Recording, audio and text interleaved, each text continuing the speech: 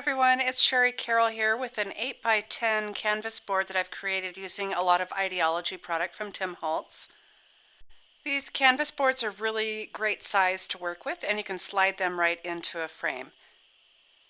I wanted to show you kind of a blooper before I get started on the final project, but I started by covering this with some tissue wrap, and I didn't really like that with all the pieces and parts that I wanted to add to it, so then I thought I would gesso over it. And then I didn't like that. So what I ended up doing is adding a lot of collage papers, and I've kind of started in the middle, but I'll go ahead and get this started so you can see how this starts out. I've torn a lot of my papers in a horizontal format, and so I've used a lot of the Tim Holtz papers from one of the 12x12 packs, and I'll have that listed in the supplies. I'm also using just book text just to kind of fill in. So I've mixed in lights and darks until I was happy with the arrangement. The only thing I was really mindful of is how I tore the paper. So my right hand pulls towards me, that way the white torn edges are collaged onto the canvas and you don't really see those. And I'm also using my soft matte gel medium. Now that my paper is all down, I've also trimmed off the edges and to finish those off, and then I've used a sanding block just to go ahead and sand those sides. When I lay down some of the papers that I'll be using, I see that they are kind of blend in a little bit too much, so I'm going to go ahead and use some tissue paper to mute that out, and I'll be using my gel medium.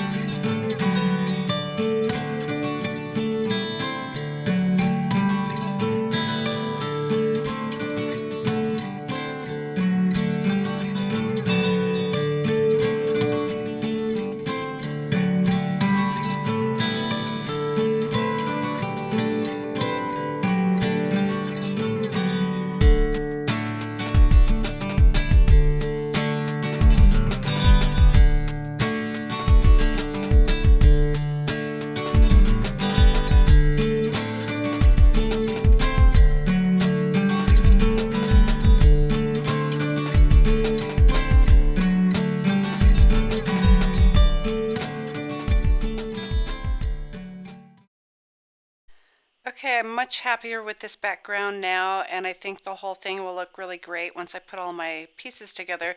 And I'm starting off with these postcards from Tim Holtz, and they come in a pack of four different sizes, and there's a whole slew of them. They're front and back. So I'm going to go ahead and glue these down using my gel medium. And as a cheater, I do use my T-square to get everything kind of started. I'm going to just use the T-square from the top. I find that sometimes these canvas boards aren't perfectly square, so if I use it from the side, I might change up how it looks. So I've taken a picture of the dry fit of my project. I've laid everything down how I want it to sit, and then once I clear it off, I can remember how that's supposed to be.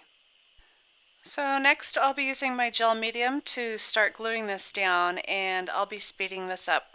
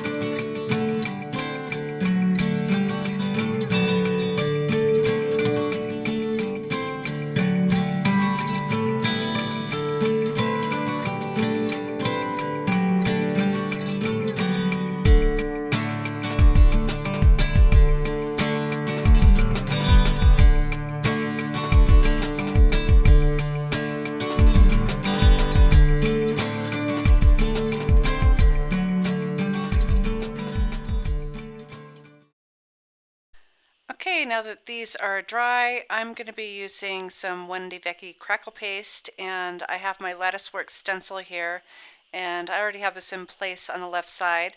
And I wanted to use it over my paper so it kind of diffuses the edges of the paper, so it just kind of softens those up. So I'm just kind of going randomly within the stencil. And also, if you notice, I'm really terrible sometimes about cleaning my stencil. It has some paint on that. And a good way to clean that off is to use some rubbing alcohol or even hand sanitizer. It breaks up the acrylic. This stencil matches these papers up at the top. That's why I've used it. It kind of goes well together. So I'll continue adding crackle paste kind of randomly just all around my canvas.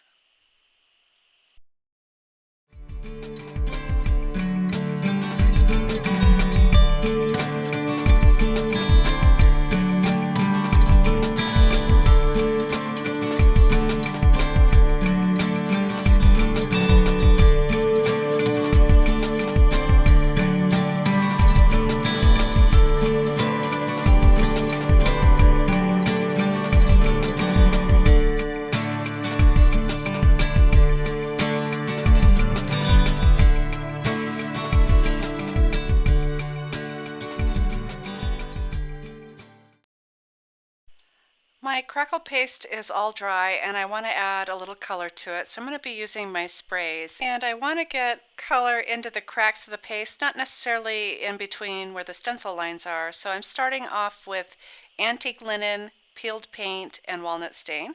And I'll start off with my lightest color first. I'm using a rounded paintbrush. So I'm starting off with my antique linen and then I'll continue to fill in from there.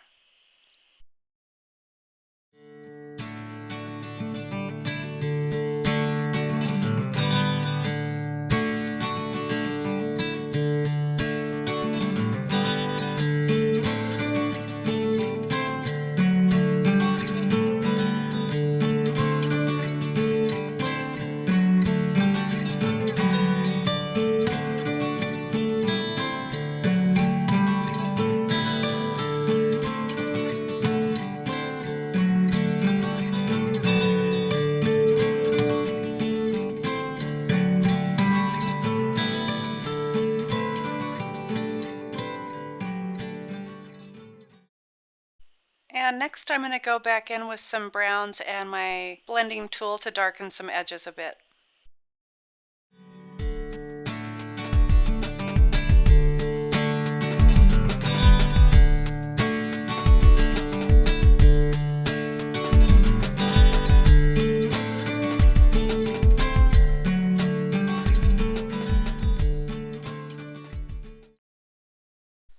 Okay, I did a little experiment off camera. I'm really sorry that I didn't capture it, but I sprayed the entire piece with water, knowing that my gel medium's protecting my paper underneath. And what it did is it kind of spread out the inks that I just put on top, and it really kind of muted them out really nicely. So here's how this is really starting to look. I am happier with the color and the whole background. I think everything really melds together nicely. I've put together some pieces that I'll be adding to this canvas, and this is the corrugated cardboard from Tim Holtz. Also these little pocket cards, which I'll be using more of, and some sayings from the Big Chat Words, and also today, which is one of his flashcards, a little paper clip. Then I added some trimming and also used my tiny attacher to attach those. I really love the metal trimmings, and these come in a lot of different borders, so the one I've chosen is kind of a circle border. So that will sit on my canvas kind of center. I'll also be using some of the Tim Holtz adornments, the metal charms, and this is a sparrow, I think. And I've used 3 pieces of the fragments, and I've created these little pieces to add on to here.